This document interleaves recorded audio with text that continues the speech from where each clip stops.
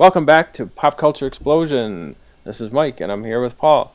Here at Pop Culture Explosion, we do all the research. We look for everything so you don't have to. Mike, what are we talking about today? Today, Paul, you're exactly right. Have you been sitting in front of streaming services lately, like Netflix or Hulu, and just sitting there for an hour, just trying to, you can't figure out what the hell you want to watch? Well, you want to watch these clips upcoming because we're going to do the crappy research and come up with those nice nuggets for you. So Paul and I are each going to recommend something in these little weekly clips for you. So with that being said, yes, we've done the research, we've done the dirty work, so you don't have to. Mike and I both have one recommendation, and you know what, Mike? Let's just jump into it. Yep. You get the first crack since this is your idea. What is your first? What is your recommendation? All right. Well, my first recommendation this week is going to be a little movie called Below Zero. Now, this is I believe, is a Hispanic film that's overdubbed in English. Okay, so you have some stars like Javier Gutierrez, Luis Colejo, and Isaac Fariz. And basically, this is on a lonely road. This is a prison transport is brutally assaulted, and Martin, the policeman who is driving, survives and fortifies his position while the con men search for a way to finish him. So this was a really cool movie. I would highly recommend this. It's intense action.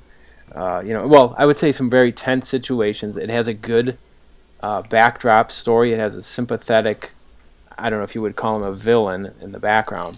But they really have a good background story to this, and it kind of leaves you in the dark for the most part. So I would give this a let's go a 7.5 out of 10. 7.5. I heard the S, so I figured you could beat the 7 point mark. Well, I'm going a little different route. I'm not talking about a movie. I am talking about a TV show that premiered in 2017, September 25th of 2017. Now, I'll be the first to admit, I've never seen one Big Bang Theory episode in its entirety.